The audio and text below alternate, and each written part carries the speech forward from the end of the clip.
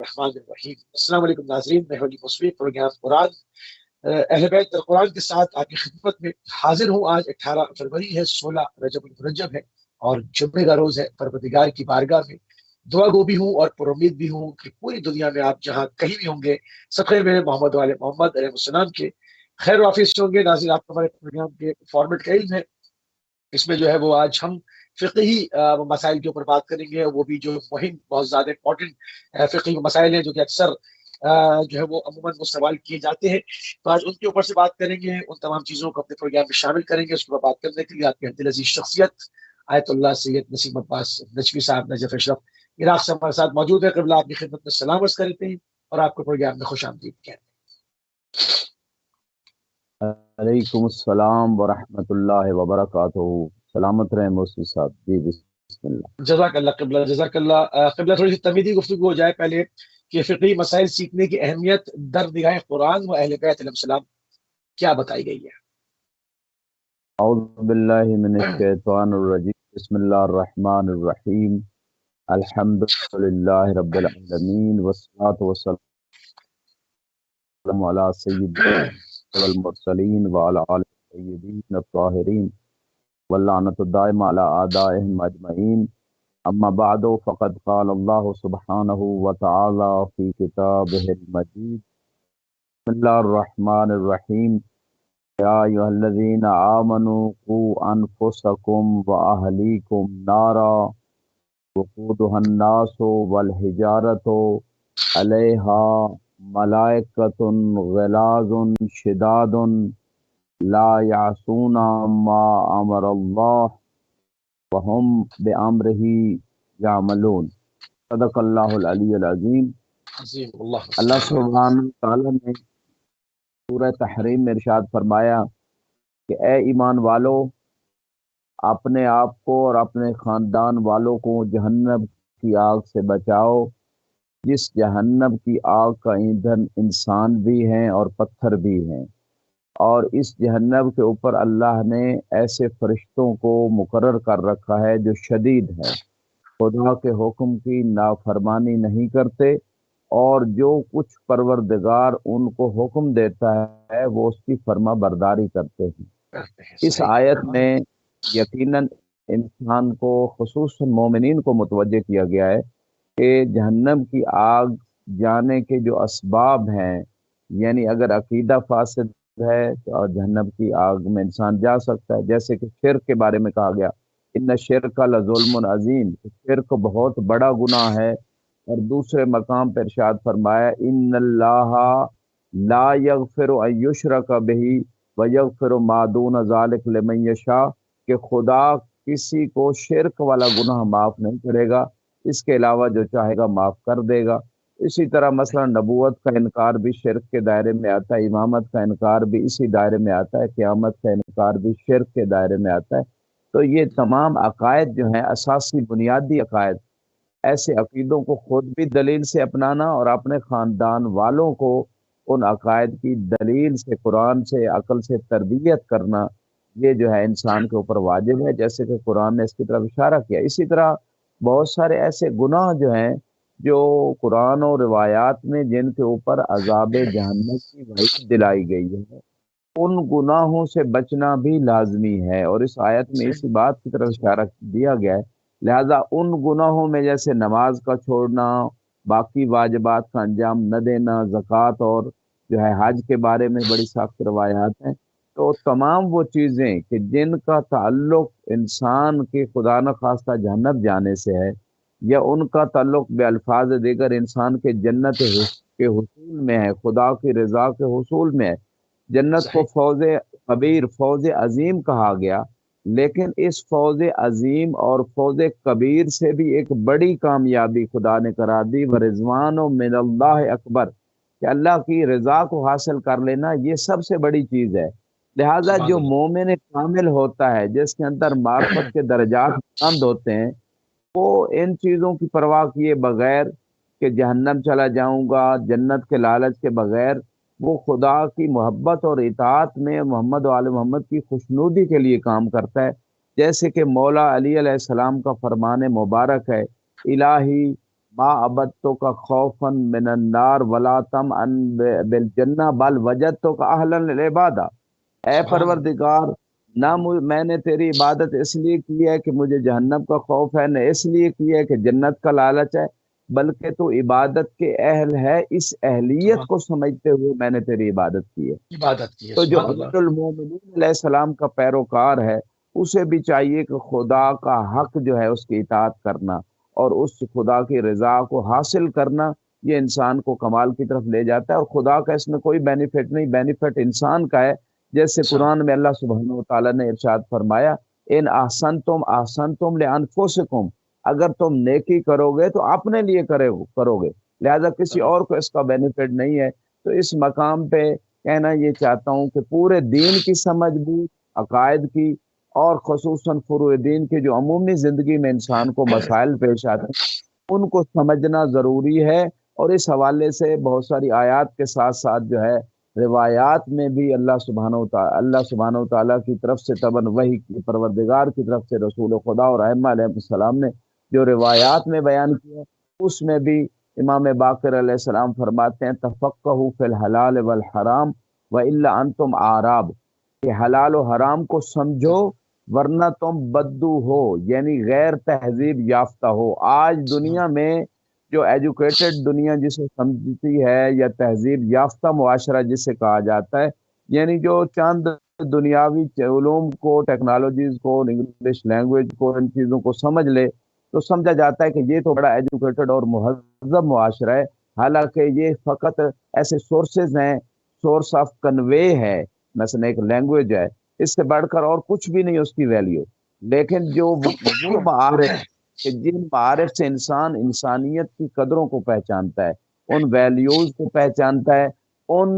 معیارات اور ان اصولوں کو پہچانتا ہے کہ جن اصولوں پہ چل کے ایک کامل معاشرہ، ایک کامل انسان، ایک دنیا و آخرت کی سکسیسفل لائف کی طرف انسان بڑھتا ہے، وہ رول جو ہیں وہ ہمیں اسلام دیتا ہے، وہ قرآن دیتا ہے اور محمد و آل محمد کا فرمان دیتا ہے۔ لہٰذا اس مقام پہ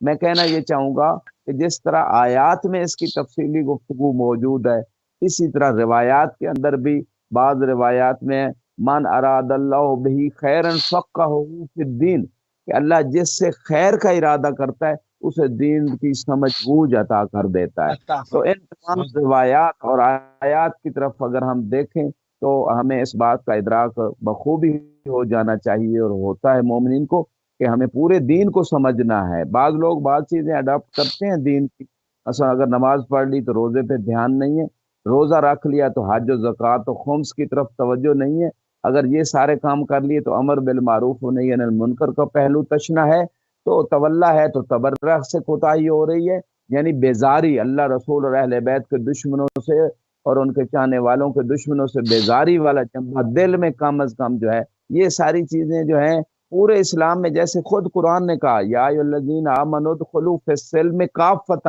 کہ پورے اللہ طور اکبر۔ پہ اسلام میں داخل ہو جاؤ۔ آج ہمارے معاشرے کی ٹریجڈی یہ ہے کہ وہ جزوی طور پہ بعض چیزوں کو اپنا کے اسلام کی وہ سمجھ لیتے ہیں کہ ہم تو پورے اسلام پہ عمل کر رہے ہیں۔ تو ان تمام آیات کو اور روایات کو ہم دیکھیں، بلکہ چھٹے امام صادق علیہ السلام کا ایک فرمان ہے لیت السیاط علی رؤوس اصحابی لیتفقہوا فی الدین، کہ کاش میرے اصحاب کے سروں کے اوپر کوڑے مارے جاتے تاکہ دین میں سمجھ بوجھ حاصل کریں، کیونکہ جیسے انسان کو کوئی مرض لاحق ہو جاتی ہے، اسے انجیکشن لگایا جاتا ہے، اس کا آپریشن کیا جاتا ہے، اسے کچھ نہ کچھ برداشت کرنا پڑتا ہے اپنی صحت کے لیے، جسمانی صحت کے لیے اسے میڈیسن کھانی پڑتی ہے، ایک پورا کورس ہوتا ہے میڈیسن کا، اس کو کمپلیٹ کرنا پڑتا ہے۔ اسی طرح انسان کی روحانی صحت کے لیے اور بہترین اور کامل انسان بننے کے لیے، آخرت و دنیا کی کامیابی کے لیے، معاشرے کے لیے مفید انسان بننے کے لیے، وہ تمام چیزیں کہ جن کا سمجھنا ضروری، اگر کہ انسان نہیں سمجھتا تو اس کے لیے کوڑوں کی سزا بھی روایات کے اندر موجود ہے، اور یہ سزا اس کی بہتری کے لیے، جیسے آپریشن اس کی بہتری کے لیے ہوتا ہے۔ جی موسوی صاحب۔ صحیح، بالکل صحیح۔ گفتگو کو جو ہے وہ آگے بڑھاتے ہیں، غربی دنیا کے بالخصوص اور پوری دنیا کے بالعموم مسائل دینی کیا ہے؟ جی، اگر ہم مسائل دینی کے اعتبار سے دیکھیں موسوی صاحب، تو فرسٹ آف آل جو سب سے بڑا مسئلہ ہے ہماری سوسائٹیز کا بالعموم اور بعض معاشروں کا بالخصوص جو ہے، کیونکہ انسان کے جو تربیت ہے، انسان کی جو کامیابی ہے، ان میں سب سے پہلی چیز جو ہے جس کا دخل ہے وہ انسان کی تربیت ہے، اور ایسے اصولوں پہ تربیت ہے کہ جن اصولوں کو اپنا کے انسان کامیابی کی طرف گامزن ہو سکتا ہے۔ لہٰذا اس مقام پہ اگر میں یوں کہوں کہ ہمارے معاشروں میں کچھ انفرادی مسائل ہیں اور ہماری سوسائٹیز میں کچھ اجتماعی مسائل موجود ہیں۔ انفرادی مسائل میں اگر ہم دیکھیں تو تربیت کا فقدان ہے، نالج کی کمی ہے، خصوصاً اسلامک جو رولز ہیں ان کے اس نالج کی کمی ہے، اس پہ کوئی اتنا خاص فوکس نہیں ہے۔ بہت کم لوگ ہیں جو اس پہ توجہ دیتے ہیں، اور آج اس میڈیا کے دور میں بھی اس سے بہت کم لوگ استفادہ کر رہے ہیں۔ یہ جو سہولت ہمیں ملی ہے ہر چیز کو سمجھنے کی، دینی امور اور معاملات و عقائد و فقہ و اخلاق، ان تمام امور کو سمجھنے کا ہمیں جو موقع ہے، اس سے بھی بہت کم لوگ اس پہ متوجہ ہو رہے ہیں۔ اور اس کے ساتھ ساتھ اگر ہم دیکھیں باقی جو امور ہیں، مثلا اجتماعی مسائل میں اگر ہم آئیں تو جب انسان گھر سے باہر نکلتا ہے، گھر میں اگر تربیت کا ماحول نہیں ہے تو جب گھر سے باہر نکلتا ہے، اسکول جاتا ہے، کالج اور یونیورسٹی لائف گزارتا ہے، تو وہاں بھی ایسا اسے ماحول ملتا ہے کہ جس ماحول میں یا تو اسلام کے رولز اور قواعد کا دور دور تک بھی کوئی تعلق نہیں ہوتا، اور اگر ہے تو کچھ جزوی چیزیں موجود ہیں۔ سڑک پہ جا رہا ہے تو اس کے لیے مسائل ہیں، بازار میں ہے تو اس کے لیے مسائل ہیں۔ یعنی مثلا یہی آپ تجارت خرید و فروخت کے مسائل کو دیکھیں، اس میں دھوکہ دہی ہے، اس میں رزق حلال کمانے کی بجائے رزق حرام پہ فوکس ہوتا ہے۔ لوگ یہ سمجھتے ہیں کہ جتنا زیادہ رزق چاہے ہم جس سورس سے بھی کمائیں، سورس آف جو ہے وہ حلال نہ بھی ہو، پھر بھی ہاں جو ہے ہمارے لیے وہ ہمارے مسائل کو حل کرے گا۔ حالانکہ اس طرح مسائل کریٹ ہوتے ہیں، یعنی جب کوئی ایک بندہ حرام طریقے سے رزق کما رہا ہے اور وہ متوجہ نہیں ہے نہیں کہ یہ جو صحیح، حرام رزق ہے اس کی برکت اٹھ جائے گی، جب برکت اٹھے گی امپیکٹ کیا اس ہوگا؟ کے مسائل حل ہونے کی بجائے مسائل بڑھتے چلے جائیں گے، یعنی صحیح، بیماریوں پہ پیسہ لگے گا حرام رزق۔ اسی طرح مثال کے طور پہ کوئی ایسے کاموں میں انسان پھنس جائے گا کہ جس کے اوپر پیسہ لگانا پڑے گا، کسی مصیبت میں پھنس جائے گا۔ تو یہ تمام امور اگر ہم اجتماعی طور پہ دیکھیں، بینکنگ کے سسٹم میں سود کا نظام موجود ہے ہمارے معاشروں میں، اور سود خدا اور رسول سے جنگ ہے۔ اسی طرح اگر آپ تعلیمی سسٹم میں دیکھیں تو جو کو ایجوکیشن سسٹم کو ایک ایکسیپٹ کر لیا گیا ہے اور اس پہ کوئی توجہ اور کوئی خاص آواز نہیں اٹھائی جا رہی، نہ والدین توجہ دیتے ہیں، اس سے جو مسائل کریٹ ہو رہے ہیں ہمارے معاشرے میں، اس پہ بھی چاہے بچوں کے حوالے سے، جوانوں کے حوالے سے اور مستورات کے حوالے سے اس پہ توجہ دینے کی ضرورت ہے۔ پھر اگر ہم تجارت کے شعبے کو میں نے عرض کیا، اس میں مسائل ہیں، حرام کا سلسلہ اس پہ توجہ نہیں ہے، بینکنگ سسٹم میں، ایجوکیشن سسٹم میں۔ پھر جو گورنمنٹ کا سسٹم ہے، حکومتی نظام ہے، اس میں بھی وہی مسائل ہیں کہ نظام عادل سے دور دور کا بھی تعلق نہیں ہے، اور اپنے بنائے ہوئے قانون جو اسلام سے بھی اور قرآن سے ٹکراتے ہیں۔ پھر اگر ہم آ جائیں عدالتی ہمارا کورٹ سسٹم، اس میں بھی جو ججز ہیں، یعنی جو ان کے پاس رولز ہیں، وہ رولز ایسے ہیں نہ قرآن کے مطابق ہیں نہ محمد وآل محمد کے فرمان کے مطابق ہیں، تو اس سے مسائل اور ظلم کا خاتمہ نہیں ہوتا، بلکہ مزید ظلم کے دریچے اور دروازے کھلتے چلے جاتے ہیں۔ تو میں مختصر اپنی اس بات کو یوں کہوں گا کہ اگر ہم اجتماعی نظام کو دیکھیں تب وہ پینچر ہے، فیل ہے۔ بے شک جتنا انسان وہ جو ہے اسلامی نظام سے ہٹ کر کوشش کرے کہ وہ سسٹم کو ٹھیک کرے، وہ معاشرے کے مسائل کو حل کرے، وہ مہنگائی کا خاتمہ کرے، وہ لوگوں کے لیے روزگار فراہم کرے، جو دوسرے مسائل ہیں ان کا سولوشن تلاش کرے، جتنا بھی اچھے سے اچھا سسٹم لائے گا،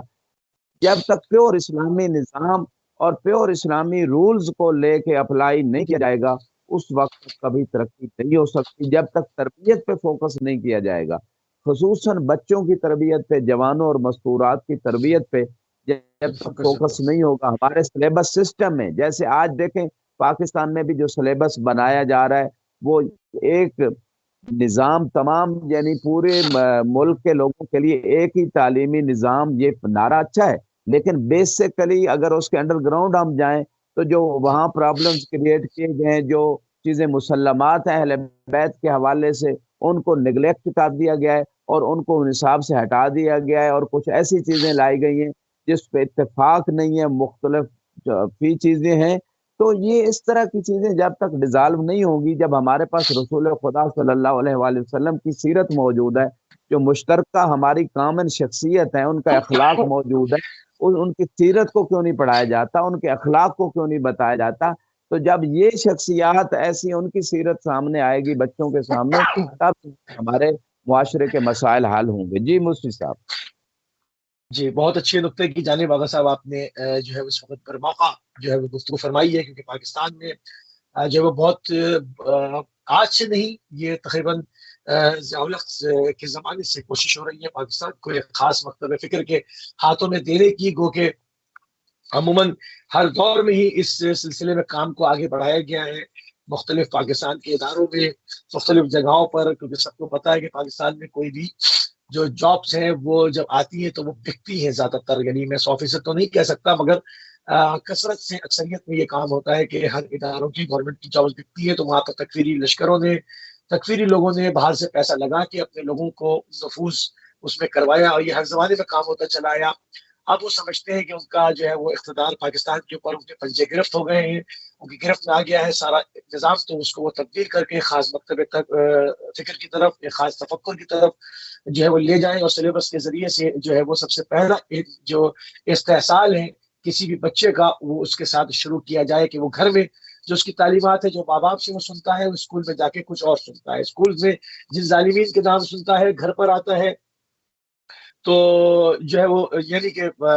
یہاں پر جن لوگوں کو بہت ہی عمدہ بتایا جا رہا ہے اسکول میں، وہ گھر آتا ہے تو وہ جو بتایا جاتا ہے ظالمین ہے، تو اس کا جو ہے وہ ایک فوکس جو ہے وہ اس کا آؤٹ ہو جاتا ہے، وہ کنفیوز ہو جاتا ہے۔ تو یہ شروعات ہے کسی بھی انسان کے ساتھ جو ہے وہ ایک شروع سے ایک بنیادی طور پر اس کے حقوق کو غصب کرنے کی۔ تو بہت اچھے نقطے کی جانب آپ نے جو ہے وہ ہماری توجہات کو مبذول کیا، قبلہ تھوڑی سی گفتگو کو آگے بڑھاتی ہے کہ وہ کون سے اہم امور ہیں جن کی رعایت سے انسان اپنا دین بچا سکتا ہے۔ جی میں اس حوالے سے اتنا عرض کروں گا کہ جو انسان کی تربیت کا دور شروع ہوتا ہے، اور جب وہ سلسلہ شروع ہوتا ہے ماں باپ سے، اور اس کے بعد جیسے ماں کو پہلی یونیورسٹی کہا گیا، اطلب العلم من المہد الی اللحد، کہ ماں کی گود سے قبر تک علم حاصل کرو۔ تو یہاں پہ کہنا یہ چاہتا ہوں کہ کن امور کا عمومی طور پہ خیال رکھ کے انسان کمال کی طرف بڑھ سکتا ہے، ایک بہتر معاشرہ تشکیل ہو سکتا ہے، اس میں سب سے پہلے جو ہے وہ اختیار کرنا ہے، کون سے ماں باپ اختیار کیے جا رہے ہیں کہ جن کے ذریعے سے آگے ایک نسل چلنی ہے۔ جب سلوشن یعنی سلیکشن کا مورد آتا ہے، اس کا بہت بڑا رول ہے۔ پھر وہ انسان کے آباء و اجداد کی نیکیوں اور برائیوں کا کئی نسلوں تک اثر جاتا ہے، اور اس کے ساتھ ساتھ ہم اگر دیکھیں تو لقمہ حلال، اس کا بہت بڑا دخل ہے۔ یعنی حلال رزق جو انسان کے اندر اگر اس کے پیٹ میں جا رہا ہے تو انسان جو ہے وہ اس کی رغبت نیکی کی طرف ہوگی، اور اگر خدا نخواستہ حرام رزق پیٹ کے اندر جا رہا ہے تو جتنا مرضی آپ اس کی تربیت کر لیں، جتنا مرضی آپ اس کو جو ہے وہ اچھا ماحول مہیا کر لیں، پھر بھی اس کی رغبت اس انسان کی برائی کی طرف جائے گی۔ اور بعض روایات میں جس نے ایک لقمہ حرام رزق کھایا ہے 40 دن تک اس کی نماز قبول نہیں ہوتی۔ بعض چیزوں کے وضعی اثرات پیدا ہوتے ہیں، خصوصاً ویسٹرن کنٹریز میں اگر ہم دیکھیں تو ٹھیک ہے، وہاں کچھ لوگ تو کوشش کرتے ہوں گے کہ انہیں حلال رزق بھی حلال ملے، اور پھر جو پرچیز کرتے ہیں چیزیں اپنے مختلف شوق سے، وہاں سے بھی حلال مطمئن ہوں کہ وہ چیزیں حلال ہیں، فقط اوپر حلال لکھ دینے سے وہ چیز حلال نہیں ہوتی۔ تو اگر کوئی شخص حرام چیزیں کھا رہا ہے، گوشت حرام کھا رہا ہے یا شبے والی چیزیں کھا رہا ہے، تو اس کی روح کے اوپر اس کا اثر ہوگا۔ لہذا فرسٹ آف آل یعنی حلال رزق کھایا جائے، بچوں کو بھی کھلایا جائے، اور پھر اس کے ساتھ ساتھ اگر ہم چلیں تربیت کے حوالے سے، جیسے ہم دنیاوی اپنے سبجیکٹس کے لیے ٹیوٹرز رکھتے ہیں، ان کو بڑی بڑی فیس دیتے ہیں، بڑے ہائی لیول کے اسکول کالجز یونیورسٹیز کو چوز کیا جاتا ہے تاکہ ہمارے بچے ہائی اسٹینڈرڈ کے جو ہے نا کسی لیول تک پہنچ جائیں، دنیاوی اعتبار سے ان کا فیوچر بیسٹ ہو جائے۔ اسی طرح ہمیں چاہیے کہ دینی اعتبار سے بھی ہم ان کو، جیسے بچے کا حق قرار دیا گیا ہے کہ بچے کا حق والدین خصوصاً والد کے اوپر یہ ہے کہ وہ اس کو جو ہے دینی تربیت کرے، یعنی قرآن کی تعلیم سے مراد یہ ہے کہ قرآن کے اندر جو اوامر و نواہی ہیں جن کا حکم دیا گیا ہے اس کے تعارف کروایا جائے، جن چیزوں سے روکا گیا ہے اس کا تعارف کروایا جائے، اس حوالے سے اخلاق کی کتابیں ہیں، اس حوالے سے عقائد کی کتابیں ہیں، سیرت اہل بیت کی کتابیں ہیں، انسان کی تربیت کے حوالے سے۔ تو یہ ایک باقاعدہ ایک ٹیوٹر ڈیلی بیسس پہ نہیں ہوتا، پر ویک ہونا چاہیے یہ سلسلہ، تاکہ ایک کامل انسان معاشرے میں سامنے آ سکے۔ اور اس کے ساتھ ساتھ انسان کی بہتری کے لیے جن چیزوں کا خیال رکھنا ضروری ہے کہ وہ اپنی انفرادی زندگی کو خلوت اور جلوت یعنی تنہائی میں اور اجتماع میں ہر جگہ خوف خدا دل میں رکھے اور اپنے آپ کو خدا کی بارگاہ میں مسئول سمجھے کہ مجھے خدا کی بارگاہ میں جواب دہ ہونا ہے، اور ہر اپنے معاملے میں اس کے بولنے، اس کے سوچنے، اس کے دیکھنے، اس کے سننے، اس کے ہر فعل میں وہ یہ سوچے کہ کیا یہ فعل محمد و آل محمد کی رضا کے مطابق ہے یا میری اپنی خواہشات نفس کے مطابق ہے۔ ان چیزوں کے بارے میں پہلے اسے معلوم ہونا چاہیے، اگر معلوم نہیں تو سوال کرے، جیسے قرآن میں فَاسْأَلُوا أَهْلَ الذِّكْرِ إِن كُنتُمْ لَا تَعْلَمُونَ کہ اگر آپ نہیں جانتے ہو تو جاننے والوں سے پوچھ لو۔ تو یہ سوال جو مفتاح العلم جسے قرار دیا گیا، علم کی چابی، تو اس سے حقائق روشن ہوتے ہیں، لہذا سوال کرنا چاہیے۔ جیسے ہم ڈاکٹر کے پاس اگر ہمیں جسمانی مرض ہو جائے تو ڈاکٹر سے رجوع کرتے ہیں، اسے فیس بھی دیتے ہیں، اسے تھینک یو بھی بولتے ہیں، اسی طرح ہمیں علماء سے رجوع کرنا چاہیے، ان بک سے رجوع کرنا چاہیے جن میں ہمارے مسائل کا حل موجود ہے۔ اور جو بعض روایت میں کہا گیا اس الدین حتیٰ یقال لک مجنون، اپنے دین کے بارے میں اتنا سوال کرو کہ لوگ آپ کو پاگل کہنے لگے، یعنی اس حد تک۔ کیونکہ جیسے اگر ہم ایک چھوٹا سا شوز، کوئی کپڑا، کوئی چھوٹی سی بھی پرچیزنگ ہم نے کرنی ہو، ہم کتنی دکانوں سے چیک کرتے ہیں بعض اوقات کہ کوئی ہمیں خسارہ تو نہیں ہو رہا، ہمیں اس میں کوئی نقصان کی طرف تو ہم نہیں جا رہے۔ اسی طرح ہمیں آخرت کی لائف کے حوالے سے بھی سوچنا ہوگا کہ ہمیں کوئی دینی نقصان تو نہیں ہو رہا ہے اس حوالے سے۔ تو لہٰذا یہ وہ تمام چیزیں ہیں۔ پھر انسان یعنی حقوق اللہ کے ساتھ ساتھ حقوق العباد پہ بھی فوکس کرے، یعنی نماز، روزہ، حج، زکوٰۃ، خمس کے ساتھ ساتھ جو ہے امر بالمعروف نہی عن المنکر، اور حقوق العباد میں سب سے پہلے مثلا فیملی ممبرز ہیں، بیوی ہیں، بچے ہیں، پڑوسی ہیں، رشتہ دار ہیں، دوسرے مومنین ہیں، ان سب کے حقوق، آفس کے کولیگز ہیں، اسٹوڈنٹس کے مثلا جو ان کے فرینڈز ہیں، جہاں بھی انسان جس معاشرے میں رہ رہے ان کے حقوق کا خیال کرے، ان کی ریسپیکٹ کرے۔ جیسے اپنے لیے روایت میں ہے کہ المومن ما یحب لنفسہ یحب لاخیہ المؤمن، کہ مومن وہ ہے کہ جو اپنے لیے چاہتا ہے دوسرے مومن بھائی کے لیے بھی وہی چاہتا ہے۔ اگر اپنے لیے رسپیکٹ ہے دوسروں کے لیے بھی رسپیکٹ چاہتا ہے۔ تو یہ چاند ایک رولز میں نے اجمالاً بتا دی، اگرچہ یہ وہ ٹاپکس ہیں جن پہ باقاعدہ کتابیں لکھی گئی اور پورے حلقات کی ضرورت ہے، پورے ایک پروگرام کی ضرورت ہے۔ جی مصری صاحب، بہت خوبصورت طریقے سے قبلہ جو فقہی مسائل ہیں، اور اس میں چاہے وہ سفر کے امور ہوں، چاہے وہ کھانے اور پینے کے امور ہوں، قیام کے امور ہوں، ان تمام چیزوں کی طرف دینی اعتبار سے ہمارا فوکس ہونا بہت ضروری ہے اور مہم ہے۔ ان تمام چیزوں کو کوشش کریں گے کہ شامل کرتے رہیں اپنے پروگرامس میں، تاکہ جو ہماری نوجوان نسل ہے ان تمام فقہی احکام سے اچھی طرح سے باخبر ہو سکے۔ قبلہ 7 جو بڑے گناہ کہے جاتے ہیں، یوں تو چھوٹے سے چھوٹا وہ گناہ جس کو پروردگار نے منع کیا وہ ایک عظیم ہی گناہ ہے، کیونکہ وہ پروردگار کی ہی نافرمانی ہے، مگر بہرحال جن کو 7 بڑے گناہ کبیرہ میں شمار کیا گیا وہ کون سے ہیں؟ جی یہاں پہ آپ کی بات سے مجھے امیر المومنین علیہ السلام کا وہ فرمان جو نہج البلاغہ میں کلمات قصار میں موجود ہے اس وقت یاد آیا، اشد الذنوب ما استخف بہ صاحبہ، کہ وہ گناہ سب سے سخت اور بڑا گناہ ہے کہ جس کو کرنے والا اس کو خفیف و حقیر و عام سا گناہ سمجھے۔ تو اس کی ریزن کیا ہے؟ اصل ریزن یہ ہے کہ یہ بات نہیں کہ کس گناہ کو کیا جا رہا ہے، بات یہ ہے کہ کس ہستی کی نافرمانی کی جا رہی ہے۔ جتنی بڑی ہستی ہوگی، جتنی عظیم ہستی کی نافرمانی ہوگی اتنا اس گناہ کی شدت ہوگی۔ اس لیے بعض علماء کہتے ہیں کہ اگر ہم اس جہت سے دیکھیں کہ کس ہستی کی، اللہ سبحانہ و تعالیٰ کی جو کائنات کی سب سے بڑی ہستی ہیں، عظیم ہستی، ان کی نافرمانی ہو رہی ہے، اگر ہم اس جہت سے دیکھیں تو تمام ہی گناہ بڑے ہیں، تمام گناہ بڑے ہیں۔ کبیرہ ہیں، لیکن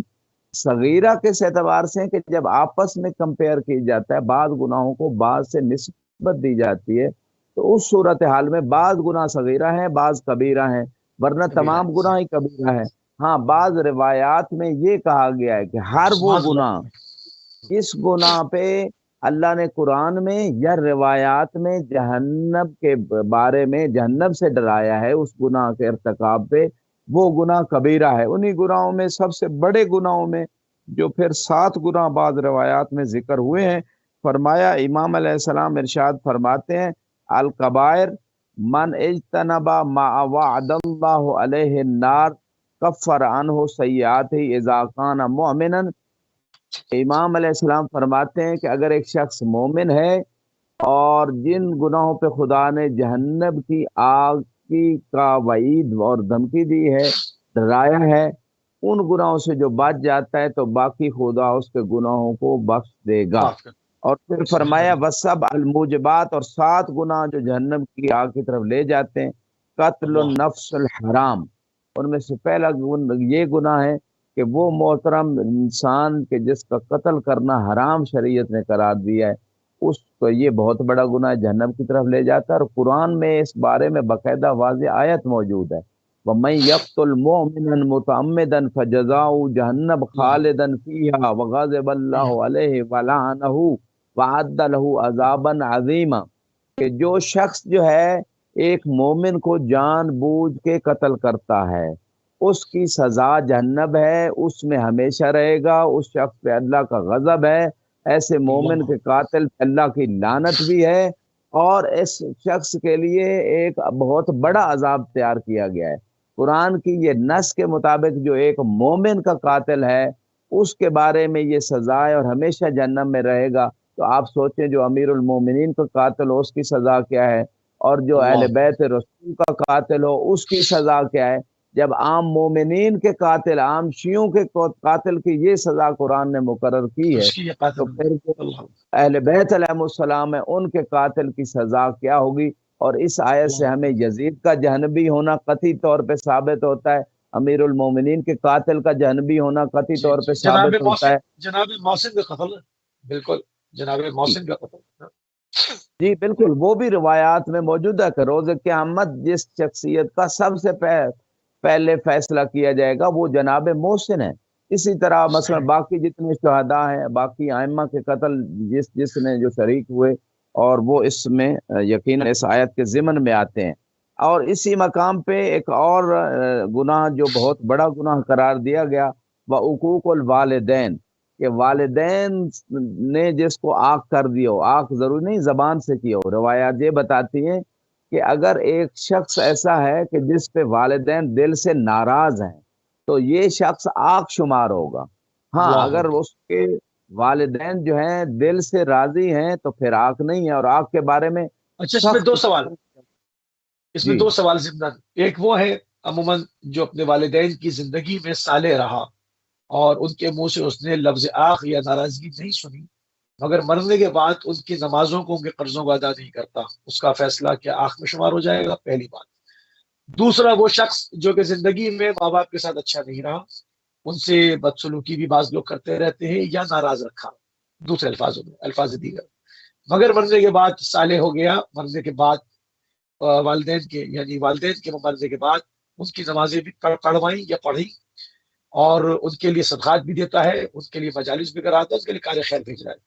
ان دو سوالوں کا جواب دے، کیا وہ آخ شمار ہوگا یا نہیں؟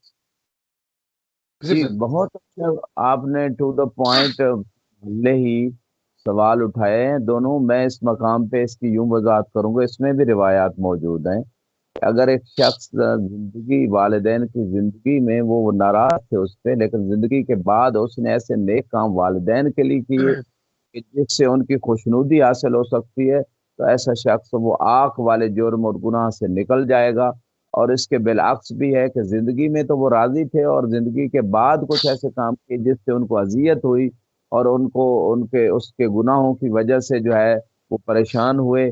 تو اس میں دوبارہ وہ آگ کی لسٹ میں آ سکتا ہے۔ لہذا آگ کے بارے میں یہاں تک روایات ہیں کہ 700 سال کے 500 سال کے فاصلے سے بھی آگ شخص جو ہے وہ جنت کی خوشبو بھی نہیں سونگھ سکے گا۔ اور اللہ قرآن اکبر۔ میں لا تقل لہما اف، کے والدین کو اف تک بھی نہ کہو۔ امام فرماتے ہیں اگر اف سے بھی کوئی اور خفیف مختصر اور بھی کوئی کم چیز ہوتی تو خدا وہ کہہ دیتا۔ تو اگرچہ والدین جو ہیں وہ بعض روایت میں مشرک و کافر بھی ہوں، پھر بھی ان کے حقوق ثاقب نہیں ہوتے، ان کا احترام اور ان کی حاجات کا خیال رکھنا، اور یہ ساری چیزیں اسلام نے بتائی ہیں اس مقام پہ۔ اور اس میں ایک اور روایت میرے اسی ذہن میں اس وقت آئی ہے کہ انا و علی ابوا حاضل امہ، کہ میں اور علی رسول خدا فرماتے ہیں اس امت کے باپ ہیں، اور جنہوں نے علی کو ناراض کیا، رسول خدا کو اذیت دی، وہ بھی آگ کی لسٹ میں آئیں گے، اور جب آگ کی لسٹ میں آئیں گے تو چاہے رسول خدا اور مولا علی کی زندگی میں یا ان کے بعد ان کو اذیت پہنچائی تو ان کی سزا بھی جہنم ہے اگر توبہ نہ کریں۔ تو اس اللہ حوالے سے بھی جو ہے، بلکہ ایک مقام پہ معصوم نے فرمایا قتل نفس محترمہ جو ہے، یعنی اس حوالے سے بھی کہ امت نے ہمارا قتل کیا، لہذا اس سزا، اس جرم کی وجہ سے ان کی سزا جو ہے وہ جہنم بنتی ہے۔ حقوق الوالدین میں بھی اہل بیت والی وہ روایت آئے گی، یعنی عمومی صحیح۔ والدین بھی اور اہل بیت کے اعتبار سے بھی، اس اعتبار سے بھی جہنم کے مستحق ہیں لوگ۔ وَأَكْلُ الرِّبَا، اور اسی طرح جو لوگ سود کھاتا ہے وہ بھی قرآن میں اللہ نے کہا ہے کہ اللہ اور رسول سے جنگ ہے، اور جو شخص اللہ اور رسول سے جنگ لڑ رہا ہے تمن ایسا شخص جو ہے وہ جہنم کا مستحق ہے۔ اچھا، اور ایسے حالات میں جی مکتب اسلامی کے اندر دو قسم کے گروہ ہیں، ان کی وضاحت بھی ضروری ہے، اس کے اوپر بھی چاہوں گا آپ اس پہ گفتگو فرما دیں۔ ایک وہ ہے جو کہ جانتے ہیں کہ کن لوگوں نے اہل بیت کو قتل کیا، کن لوگوں نے اہل بیت علیہ السلام کی شخصیات کو اسیر کیا، کن لوگوں نے اہل بیت علیہ السلام کے نام لیواؤں پہ آج تک ظلم کر رہے ہیں جہاں ان کا بس چلتا ہے۔ تو ایک تو وہ گروہ ہے وہ جانتے ہیں اور اس کے بعد بھی ان کی اتباع کرتے ہیں اور ان کو بڑے القابوں سے اور بڑے نوازشات سے جو ہے وہ ان کو سراہا جاتا ہے۔ دوسرا گروہ ہے ان کو نہیں معلوم ہے، وہ دھوکے میں آئے ہوئے ہیں، ان کو بتایا جاتا ہے کہ بڑے نیک تھے بھائی فلاں صاحب تو بڑے پارسا تھے،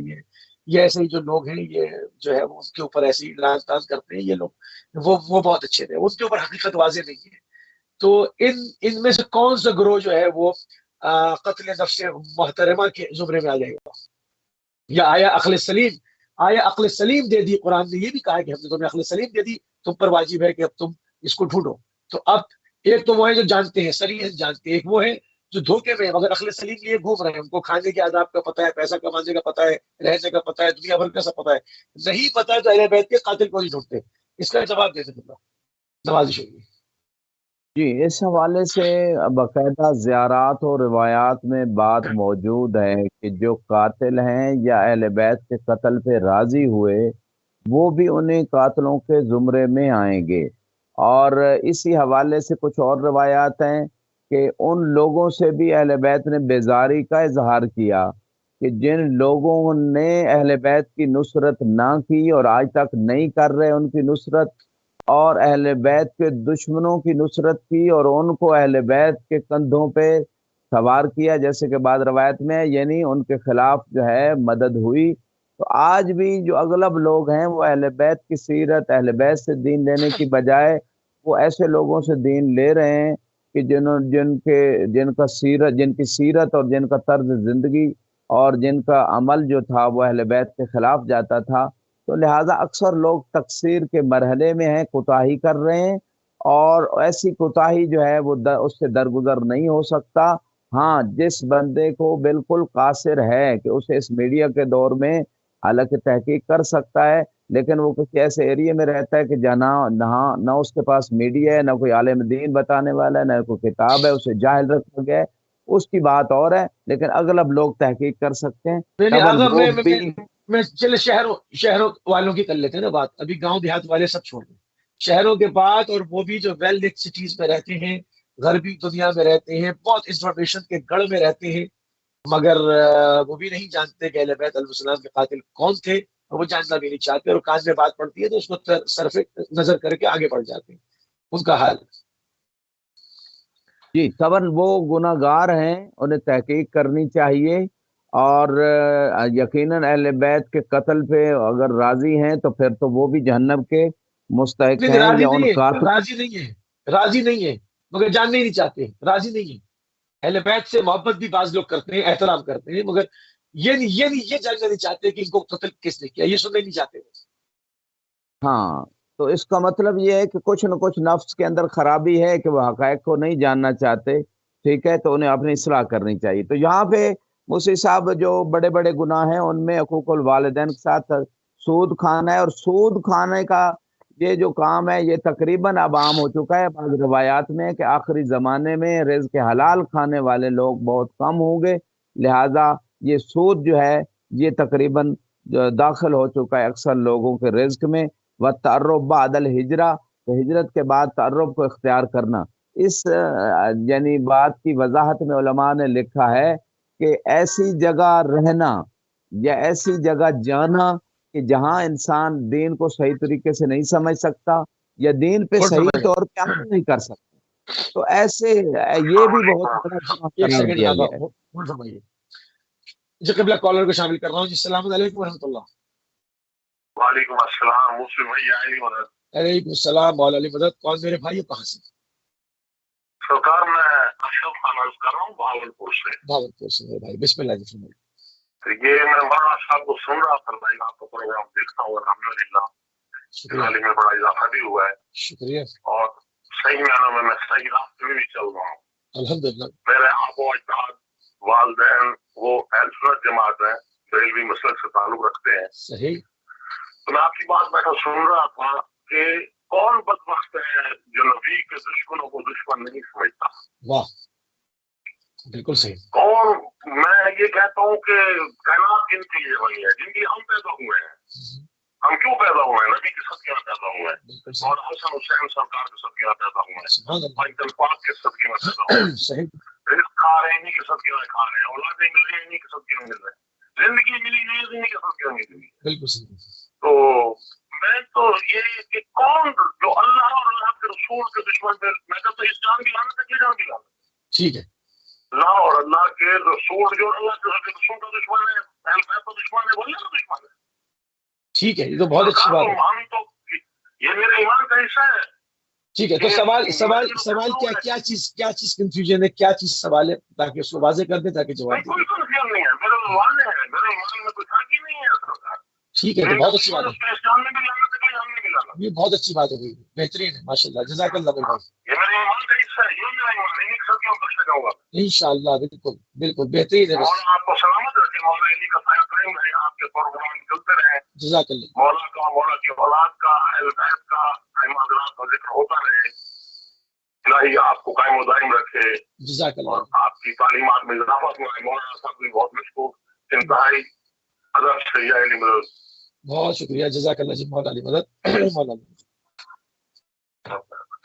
جی جی، بہت مہربانی. جی قبلہ آگے گفتگو کرتے ہیں، اور اپنی بات آپ کمپلیٹ کر لیں تاکہ پھر میں اگلے سوال کی طرف جاؤں. جی، قذف المحصنات، اتنی بڑے گناہوں میں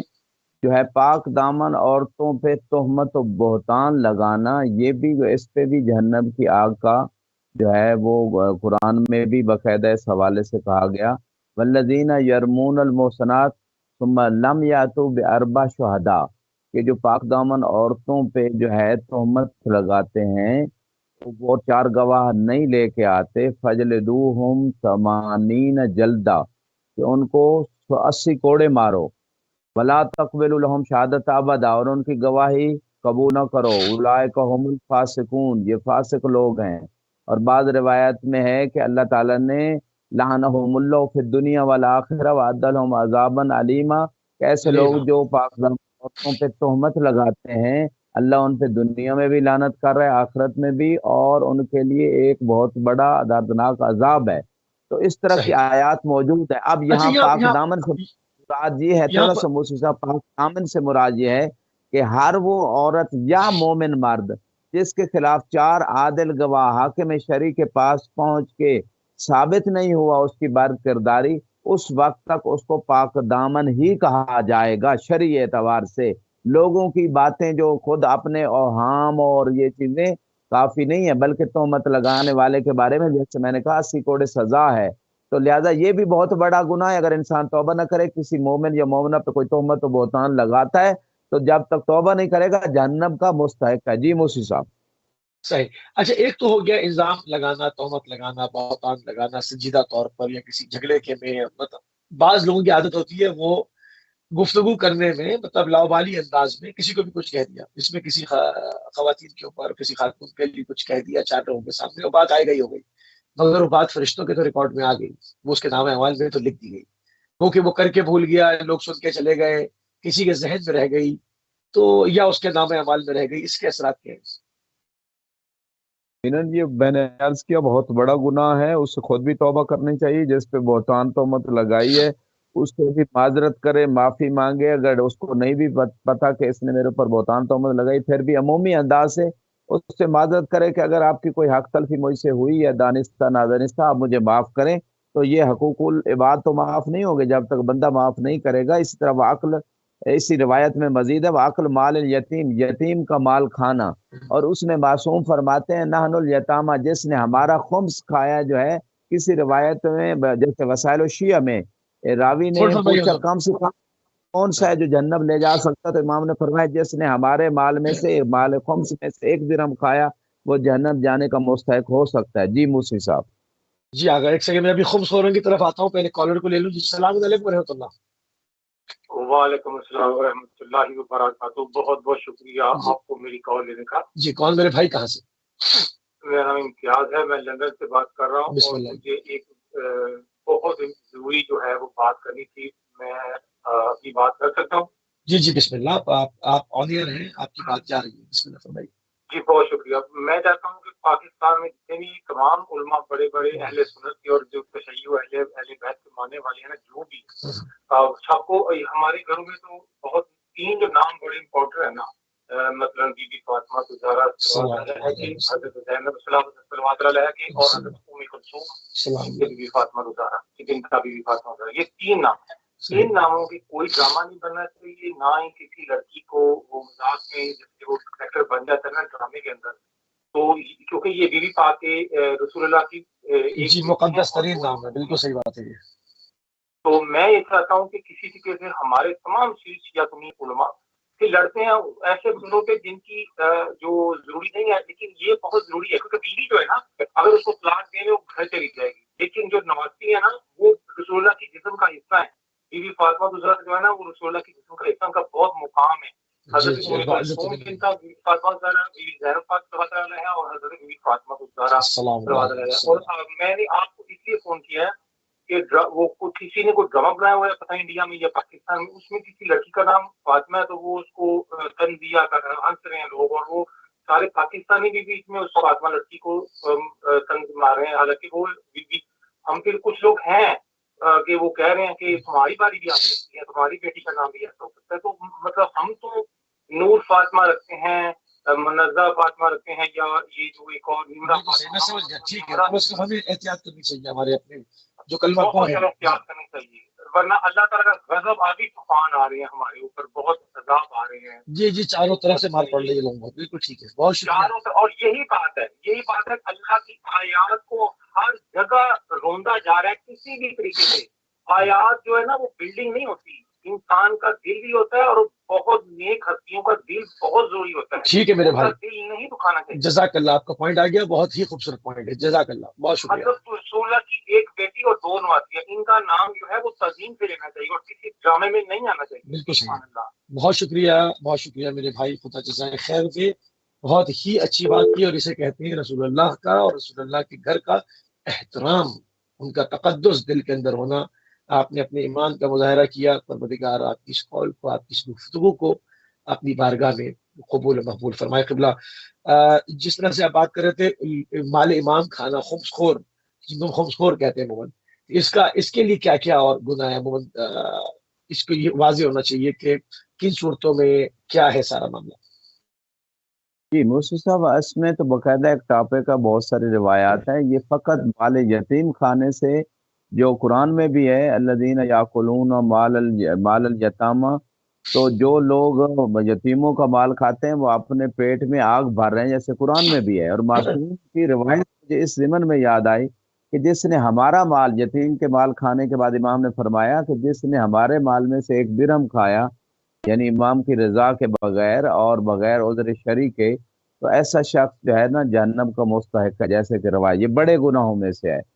تو جناب فاطمہ سلام اللہ علیہ کا فدق کھان جن لوگوں نے کھایا، آج تک لوگ افسوس کر رہے ہیں، دکھ اور غم منا رہے ہیں، آنسو بہا رہے ہیں۔ تو جب وہ بیوی کا اس وقت کھانے والوں پہ راضی اگر لوگ نہیں ہیں، تو پھر اب جو ہے بیوی اور اس کی اولاد کا حق کھانے والے پہ کیسے راضی ہوا جا سکتا ہے؟ تو والفرار من الزحف، اسی طرح بڑے گناہوں میں جو امام نے ارشاد فرمایا کہ میدان جنگ سے فرار کر لینا، یہ بہت بڑا گناہ ہے، اس پہ جہنم کا وعدہ دیا گیا ہے۔ اور باقاعدہ قرآن کے اندر آیت موجود ہے، نص موجود ہے کہ جو لوگ جو ہے فرار کرتے ہیں ان کے لیے عذاب جہنم ہے۔ تو لہذا اللہ کہ جس نے توبہ کی ہو اور اللہ اور رسول نے اس کو بخش دی ہو وہ اور بات ہے، ورنہ فرار کرنے والوں کے لیے چاہے رسول خدا کی زندگی میں، رسول خدا کی زندگی کے بعد جو جہاد واجب تھے، دفاعی یا ابتدائی جس صورت میں بھی ہوں، وہ اگر کوئی شخص فرار کرتا ہے تو وہ جہنم کا مستحق ہے۔ یہ قرآن سے بھی ثابت ہے اور روایات سے بھی ثابت ہے۔ جی موسی صاحب۔ بالکل صحیح قبلہ، آخری ہمارے پاس تقریباً 4 منٹ ہے، اپنے پروگرام کو ختم بھی کرنا ہے۔ غربی دنیا کی طرف عموماً لوگوں کے سفر کرنے پر اور وہاں پہ قیام کرنے کے اوپر بعض جگہوں کو دارالحرب بھی کہا گیا، تو اس کی ذرا وضاحت فرما دیں کہ وہاں پر سفر کرنا اور وہاں پر رہنا اس کے کیا آداب ہے، کس طرح سے زندگی کی جائے۔ جیسا کہ ابھی تعرب بعد الہجرہ جو وہ روایت میں ہے کہ یہ بہت بڑا گناہ ہے، اس کے ضمن میں علماء نے لکھا ہے اس حدیث کے اس حصے کی وضاحت میں کہ جو لوگ ایسی جگہ رہتے ہیں کہ جہاں دین پہ کامل طور پہ وہ عمل نہیں کر پاتے، اپنے واجبات کو انجام نہیں دے پاتے، محرمات سے نہیں بچ پاتے، یا ان سے دور ہونے کا ان کو خوف و خطرہ لاحق ہے، ایسی جگہوں پہ رہنا جائز نہیں ہے۔ بعض روایت کہتی ہیں ایسے علاقے میں رہو جہاں طبیب بھی ہو اور عالم دین بھی ہو، جہاں عالم دین نہیں ہے وہاں سے آپ پوچھ فرما جائیں، حکم ہوا ہے روایات میں۔ لیکن اس دور میں چونکہ میڈیا کا دور ہے، علماء سے رابطہ کیا جا سکتا ہے، لیکن یہ ہے کہ ماحول ایسا ہے کہ اس ایٹماسفیئر میں انسان آہستہ آہستہ دین سے دور ہوتا چلا جا رہا ہے۔ ایسا ماحول ہے کہ جہاں دین سیکھنے کے مواقع نہیں ملتے، اگر سیکھ لیں تو عمل نہیں کر پاتے، تو وہاں سے ہجرت کرنا واجب قرار دیا گیا ہے۔ یا ایسی جگہ انسان رہ رہا ہے کہ ابھی تو وہ دین پہ عمل کر رہا ہے لیکن بعد میں اس کی نسلیں یا اس کے بیوی بچے جو ہیں وہ بے دین ہو جائیں گے، تب بھی وہاں سے ہجرت کرنا واجب ہے، اللہ کہ جس بندے نے بھرپور تربیت کی ہے اپنے بچوں کی، اپنی فیملی کی، حلال رزق کھلایا اور وہ مطمئن ہے کہ اس کے بچے فیملی ممبرز اور وہ دین سے منحرف نہیں ہوں گے، تو اس شخص کے لیے رہنا جائز ہے۔ ورنہ علماء کے وسیع اور واضح فتوے موجود ہیں اس حوالے سے، اور روایات و آیات بھی، جیسے کہ سرنامہ کلام میں نے اسلامی ممالک میں دوسرے طرح کا گھٹن کا ماحول ہے، وہاں پر لوگ زیادہ سختی میں پھر متقیہ کر جاتے ہیں، اور آپ دیکھتے ہیں کہ ایک بہت بڑی تعداد ہماری دوسری طرف تعداد کی جو اپنے بچوں کو اپنا مذہب اہل بیت بتا نہیں سکے، اور اس میں سے بعض ناسبی بھی ہو گئے، تو وہاں رہنے کے حوالے سے کیا کہیں گے آپ؟ وہاں تو اور خطرناک بالکل وہاں بھی بالکل یہی بات فٹ ہوئے گی کہ اگر عقیدے کے اعتبار سے، عمل کے اعتبار سے کہیں بھی انسان خود یا اس کی اولاد جو ہے وہ گمراہ ہو جائے گی اور وہ کوئی اس کے پاس چارہ نہیں ہے اصلاح کا، تو وہاں سے ہجرت کرنا واجب ہے۔ اور اس بات پہ کافی لوگ متوجہ نہیں ہیں، حتیٰ پاکستان، انڈیا جیسے کنٹریز میں بھی بہت سارے لوگ حتیٰ میڈیا کی اس جنگ میں بڑی تیزی سے لوگ بے دینی کی طرف جا رہے ہیں، ان کی نسلیں بے دینی کی طرف جا رہی ہیں، لہٰذا انہیں یا تو چاہیے جی بھرپور تربیت کا اہتمام کریں، رزق حلال کا اہتمام کریں، اگر ایسا نہیں کر سکتے اپنے لیے، اپنے بچوں کے لیے، اور گمراہی کی طرف جا رہے ہیں، تو واجب ہے ایسے ایریاز میں جائیں کہ جن ایریاز جیسے نجف ہے یا ایران کے شہر ہیں مثلا قم و مشہد وغیرہ، یا اسی طرح کربلا ہے، یہ وہ ایریاز ہیں ابھی تک بھی الحمدللہ ان میں ایسا ماحول ہے کہ لاشعوری طور پہ ایک ماحول ایسا ہے، زیارتیں ہیں، نماز جماعت کا اہتمام ہے، تو ماہ رمضان میں روزوں کا اہتمام کیا جاتا ہے، قرآن کی طرف لوگ متوجہ ہیں، تو ایسا ایسا لوگ आज़ादारी ये चीज़ों से सीखते रहते हैं और बेहतरी की तरफ जाते हैं, इल्ला कि कोई जालिम हुक्मरान आ जाए और लोगों को सीखने न दे, और बात है। जी मोसी साहब। बहुत शुक्रगुजार है क़िबला, इंतहाई मशकूर हैं और इंतहाई ममनून है कि आपने एक मरतबा फिर अपना कीमती टाइम जो वो निकाला और अहले बैत टीवी को अपना वक्त दिया और मुख्तलिफ उन्वानात के साथ कई मसाइल हों, अहले बैत का जिक्र कुरान में तरतीब के साथ हो, इन तमाम चीज़ों को लेकर आप हमेशा की तरह जो है वो हाजिर होते हैं और इसके ऊपर गुफ्तगू करते हैं। इंतहाई ममनून और मशकूर हैं आपके। नाज़रीन, आप समाअत फरमा रहे थे आयतुल्लाह सैयद नसीम अब्बास अल-नजफी साहब को नजफ़ अशरफ इराक से। हमारे प्रोग्राम का टाइम जो है वो तमाम हुआ। इंशाअल्लाह हमारी और आपकी अगली मुलाकात बरोज़ पीर यूके टाइम 5:30 बजे